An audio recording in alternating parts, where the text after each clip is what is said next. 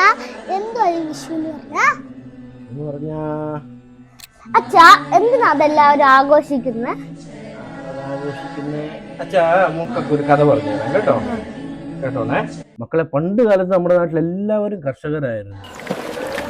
അവരുടെ ജീവിതം മുഴുവനും കൃഷിയോടും കാലാവസ്ഥയോടും ബന്ധപ്പെട്ട് തന്നെയായിരുന്നു. സൂര്യന്റെ യാത്ര നോക്കിയായിരുന്നു അവർ മാസങ്ങളും കാലവും മനസ്സിലാക്കിയിരുന്നത്. വിഷുവിന്റെ പൂവ്, അതാണ് കൊന്നപ്പൂവ്. ഈ സ്വർണ്ണ നിറത്തിലുള്ള പൂക്കൾ വിരിയുമ്പോൾ കേരളത്തിനറിയാം വിഷു വന്നു എന്ന്. വിഷുക്കനി ഈ ദിവസം രാവിലെ ഏറ്റവും ആദ്യം നമ്മൾ കാണേണ്ടത് ശുഭകരമായ വസ്തുക്കളാണെന്ന് അവർ വിശ്വസിച്ചിരുന്നു. അങ്ങനെ രാവിലെ എണീറ്റ് കണി കണ്ടാൽ ആ വർഷം മുഴുവനും ഐശ്വര്യം ഉണ്ടാകുമെന്ന് അവർ വിശ്വസിച്ചിരുന്നു.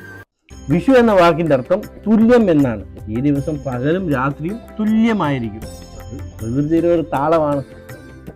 പുതുവസ്ത്രം, പടക്കം, വിഷു സദ്യ ഇതൊക്കെ ചേരുമ്പോൾ നമ്മുടെ ഉള്ളിൽ ഒരു സന്തോഷം നിറയും.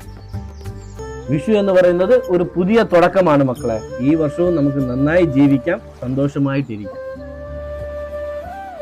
മനസ്സിലായോ മക്കൾക്ക്? അപ്പൊ ഹാപ്പി വിഷു. അതെ പിള്ള സാറേ, ഉപദേശം ഒക്കെ നല്ലതാ. സാധനം ഇങ്ങോട്ടെടുക്ക്. സാധനം ഇങ്ങോട്ടെടുക്ക്.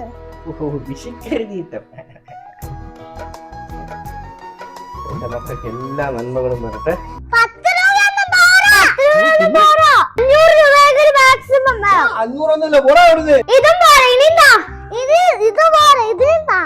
എന്തോ ഇനി മതി മതി മതി, ഇത്രയൊക്കെ മതി. കൊച്ചു പിള്ളേർക്ക് എന്തിനാ ഇത്രയും പൈസ?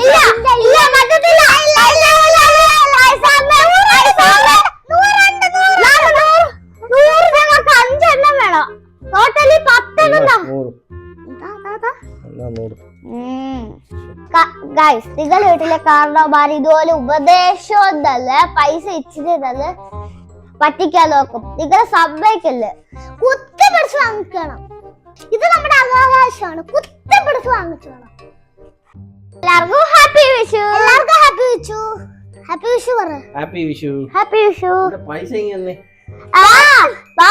പോയി കടയില പോയി മേടിച്ച്. ഇഷ്ടപ്പെടുകയാണെങ്കിൽ ലൈക്ക് ചെയ്യണം, ഷെയർ ചെയ്യണം, സബ്സ്ക്രൈബ് ചെയ്യണം. ഇഷ്ടമാണെങ്കിൽ കമന്റ് ചെയ്യേ. എല്ലാവരും ബെൽ ബട്ടൺ അടിച്ച് പൊട്ടിക്കണേ.